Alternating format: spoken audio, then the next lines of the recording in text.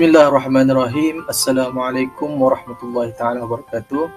Nama saya Muhammad Hafiz Effendi bin Azmi, nombor matrik D2019-2091-800. Baiklah, insyaAllah pada hari ini saya akan membentangkan tajuk berkenaan peristiwa tahkim. Baik, saya akan memberikan dulu pengenalan kepada peristiwa tahkim. Okey, baiklah. Peristiwa perjanjian tahkim merupakan peristiwa yang sangat penting dalam sejarah politik pemerintahan Islam.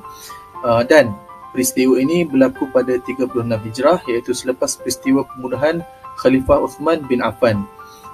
Polemik ataupun intipati daripada kisah peristiwa perjanjian tahkim ini adalah untuk menyelesaikan perselisihan yang berlaku antara penyokong Muawiyah bin Abi Sufyan dan juga Saidina Ali bin Abi Talib berhubung ataupun berkenaan dengan penentuan khalifah yang sah selepas Khalifah Uthman bin Affan. Okey, baiklah. Peristiwa tahkim ni berlaku lanjutan daripada perang saudara yang tidak berkesudahan ataupun dipanggil perang Siffin, yang mana perang Siffin ni berlaku di antara kedua-dua kumpulan tersebut, iaitu kumpulan Muawiyah dan juga kumpulan Saidina Ali. Dan peristiwa perang Siffin ni ataupun peristiwa berlaku juga tahkim ni adalah selepas kematian Saidina Uthman bin Affan. Assalamualaikum warahmatullahi wabarakatuh. Nama saya Muhammad Aiman bin Rosmizi. Saya memegang nombor matrik D2019-2091-792. Okay, hari ini saya akan membincangkan tentang konsep majlis tahkim. Ianya bermula konflik politik antara Saidina Ali dengan Muawiyah dan diakhiri dengan satu keputusan yang telah dipersetujui oleh kedua-dua belah pihak, iaitu majlis tahkim. Pihak Saidina Ali telah mengutuskan seorang daripada rakyatnya, iaitu Abu Musa al-Ash'ari, sedangkan dari pihak Muawiyah pula diutuskan Amru bin As. Peristiwa tahkim ini telah disaksikan oleh kedua-dua belah pihak pada malam Rabu 13 hari terakhir bulan Safar tahun 37 Hijrah. Kedua hakim daripada pihak Ali dan Muawiyah telah bersepakat dan membuat keputusan untuk membahas dan membincangkan berkaitan isu tersebut di Domat Al-Jandal, iaitu pada bulan Ramadan tahun yang sama. Seterusnya, apabila kedua-dua wakil bertemu dan berbincang, mereka kemudiannya bersepakat dan bersetuju untuk melucutkan jawatan Saidina Ali dan Muawiyah terlebih dahulu. Ada sejarah riwayat yang telah mencatatkan peristiwa ini, seperti At-Tabari yang menyatakan bahawa Amru al-As telah berjaya memperdayakan Abu Musa al-Ash'ari dengan terlebih dahulu meminta Abu Musa untuk berucap bagi mengisytiharkan pelucutan jawatan Saidina Ali dan Muawiyah. Manakala Amru al-As pula naik untuk berucap dan memperakui akan pelucutan jawatan terhadap Ali, tetapi beliau tidak memperakui akan pelucutan jawatan ke atas Muawiyah. Menurut Ibnu Jarir pula yang berpendapat kekacauan yang berlaku disebabkan oleh seorang daripada kalangan puak Ali yang bertindak menyerang puak Muawiyah terlebih dahulu. Akhirnya pemerintahan ini telah disandang oleh Muawiyah bin Abi Sufyan.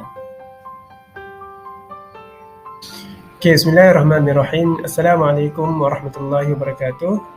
Nama saya Muhammad Syakirin bin Ahmad Tajidin, memegang nombor matrik D2019-2091-334. Okay, saya akan sambung pembentangan berkenaan dengan pembahagian peringkat majlis tahkim. Okay, peringkat majlis tahkim ini terbahagi kepada dua peringkat, iaitu di mana peringkat pertama adalah berkenaan dengan pada orang tahkim, iaitu permulaan tahkim.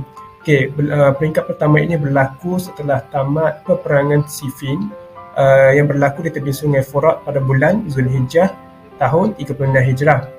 Jadi rundingan pada peringkat pertama ini berlaku pada bulan Safar tahun ke-37 Hijrah di sebuah kawasan di antara Kufah dan juga Syam.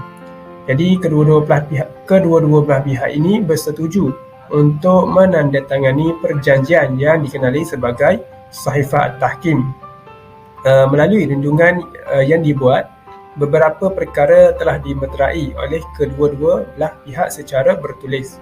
Jadi antara isi kandungan Sahifah At-Tahkim adalah mesti menerima perdamaian dan perlucutan senjata antara kedua-dua belah pihak, serta ianya perlu mempunyai jaminan keselamatan nyawa dan juga harta benda bagi kedua-dua wakil yang berunding tanpa mengira keputusan daripada tahkim. Jadi peristiwa pada peringkat pertama ini dihadiri oleh 10 orang penduduk Iraq yang mana mereka ini mewakili Saidina Ali dan juga 10 orang penduduk Syam yang mewakili Muawiyah. Jadi seterusnya kita tengok kepada peringkat yang kedua. Okey, peringkat kedua ini dipanggil sebagai Ijtima' Al-Hakamain, iaitu Perhimpunan Perwakilan. Okey, peringkat kedua ini berlaku di Dumat Al-Jandal pada bulan Ramadan tahun 37 Hijrah. Peristiwa pada peringkat kedua ini dihadiri oleh 400 orang, iaitu daripada pihak Ali dan juga 400 orang daripada pihak Muawiyah. Jadi antara tokoh sahabat yang hadir dalam perhimpunan ini seperti Abdullah ibn Umar, Abdullah ibn Zubair dan Al-Mughirah ibn Syu'bah. Jadi Al-Baladuri telah meriwayatkan bahawa Ibnu Umar telah dicalonkan oleh Abu Musa Al-Ash'ari sebagai khalifah, tetapi beliau telah menolaknya. Maka kedua-dua belah pihak tidak bersependapat dan ianya berkesudahan dengan Amr ibn Al-As yang telah mengambil Sahifah Tahkim yang diletakkan cap mohon bagi kedua-dua belah pihak, lalu beliau telah meletakkan di bawah kaki beliau.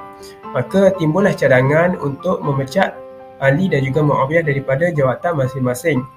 Justru At-Tabari telah meriwayatkan bahawa idea melucutkan jawatan Sayyidina Ali dan Muawiyah ini adalah diserahkan kepada Majlis Syura Umat Islam yang telah dikemukakan oleh Abu Musa Al-Ash'ari. Assalamualaikum warahmatullahi wabarakatuh. Saya Ahmad Muizzuddin bin Ahmad Hafizan. Nombor matrik di 019-091-806. Jadi saya akan membantahkan bahagian kesan berlaku perpecahan kepada umat Islam. Yang pertamanya adalah kurang pengaruh terhadap Sayyidina Ali. Sayyidina Ali merupakan khalifah yang keempat, iaitu setelah wafatnya Sayyidina Uthman. Sayyidina Ali telah menerima majlis tahkim yang diminta oleh Muawiyah bin Sufyan di dalam Siffin. Setelah menerima majlis tahkim, umat Islam yang dipimpin oleh Sayyidina Ali telah berselisih pandangan di antara mereka, iaitu terdapat dua golongan. Yang pertamanya adalah golongan yang menerima majlis tahkim dan yang kedua adalah golongan yang tidak menerima majlis tahkim. Disebabkan berlakunya perpecahan tersebut, maka pengaruh terhadap Khalifah Sayyidina Ali telah pun berkurang. Yang keduanya adalah Khalifah Hasan dibunuh. Setelah wafatnya Khalifah Sayyidina Ali, anak pertama kepada Sayyidina Ali iaitu Hasan telah dipilih untuk menjadi khalifah. Disebabkan berlakunya permusuhan di antara umat Islam, Khalifah Hasan telah mengadakan perdamaian dengan Muawiyah bin Sufyan. Perdamaian yang telah dilakukan oleh Hasan kerana dia melihat ramainya berlaku kematian di dalam kalangan Islam, dan perdamaian tersebut telah membuatkan Hasan meletak jawatan sebagai khalifah dan memberikan kekuasaan tersebut kepada Muawiyah, tetapi disertakan dengan syarat, iaitu Muawiyah diminta untuk memberikan urusan khalifah kepada kaum muslimin setelah Muawiyah wafat satu hari nanti. Walau bagaimanapun, Muawiyah telah melanggar perjanjian dengan melantiknya anak, iaitu Yazid bin Muawiyah sebagai ketua setelah dia wafat. Oleh hal yang demikian, golongan yang pro kepada Saidina Ali merasakan tidak puas hati kerana Muawiyah telah melanggar perjanjian yang telah dibuat oleh Khalifah Hasan. Okey, yang seterusnya adalah kemarahan golongan Syiah. Golongan Syiah iaitu golongan yang pro kepada Saidina Ali telah merasakan tidak puas hati kerana perjanjian yang telah dilakukan oleh Khalifah Hasan dengan Muawiyah telah dilanggar oleh golongan Muawiyah. Golongan Syiah dan juga kaum muslimin juga tidak berpuas hati atas pemerintahan yang dijalankan oleh Yazid bin Muawiyah kerana dia menggunakan sistem buku besi. Golongan Syiah juga diperangi oleh golongan Muawiyah secara mati-matian kerana golongan Syiah dan juga kaum muslimin lain tidak mengikuti apa yang telah diperintah oleh Yazid bin Muawiyah.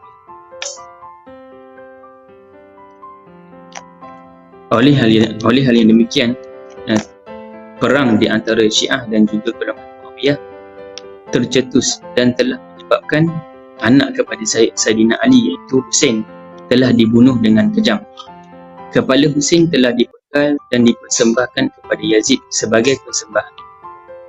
Oleh hal yang demikian, golongan Muawiyah semakin kuat dan tidak dapat dikalahkan oleh masyarakat Islam ketika itu. Itu saja daripada saya. Sekian. Baiklah, sebagai kesimpulannya, antara ibrah yang dapat diambil daripada peristiwa perjanjian tahkim ini adalah jika kita melakukan suatu keputusan secara paksaan terhadap pemimpin untuk mengikut kehendak para pengikut, boleh mengakibatkan ataupun boleh mendatangkan kesan yang buruk terhadap sesebuah kumpulan ataupun satu-satu organisasi, yang mana jelas kita dapat melihat bahawa sikap yang diamalkan oleh pengikut Saidina Ali dengan tidak memberikan ruang dan peluang kepada beliau untuk bersuara ataupun melakukan keputusan, bahkan beliau diancam bunuh oleh pengikutnya sendiri, dan pengikutnya menentang beliau sekiranya tidak menurut kehendak dan pendapat mereka. Dan akibat daripada peristiwa tahkim ini juga, kita dapat melihat berlakunya perpecahan, yang mana munculnya golongan-golongan baru seperti golongan Khawarij, golongan Syiah, golongan Murji'ah, di mana kesemua pecahan ini ataupun munculnya golongan ini adalah bermotifkan politik semata-mata. Dan perkembangan daripada perpecahan ini juga keluarlah ataupun munculnya pula pelbagai aliran lain seperti Mu'tazilah, Qadariyah, Jabariyah, Asy'ariyah dan juga Maturidiyah. Dan akibat daripada pecahan tersebut, kita dapat melihat pada hari ini umat Islam dikelirukan dengan perselisihan mazhab, yang mana masing-masing merasakan bahawa mazhab mereka adalah yang paling terbaik dan benar, dan menuduh mazhab-mazhab lain sebagai sesat dan sebagainya. Jadi kita sebagai umat Islam haruslah berpegang kepada Al-Quran dan juga sunnah ataupun hadis, di mana ianya adalah sumber utama yang menyatukan umat-umat Islam. Dan jika kita melihat pada perselisihan pada hari ini juga menyebabkan ianya menjadi senjata yang penting bagi kuat barat untuk menyemarakkan lagi api permusuhan dalam kalangan umat Islam. Dan jalan yang penuh bercabang ini menyebabkan umat Islam terkeliru kerana diperbodohkan atau dijadikan alat oleh musuh Islam, yang mana ini bermaksud perselisihan lebih diutamakan daripada kesatuan umat Islam. Jadi sebagai umat Islam yang baik, kita janganlah berselisih hanya kerana mempertahankan mazhab masing-masing. Wallahu a'lam. Assalamualaikum warahmatullahi taala wabarakatuh.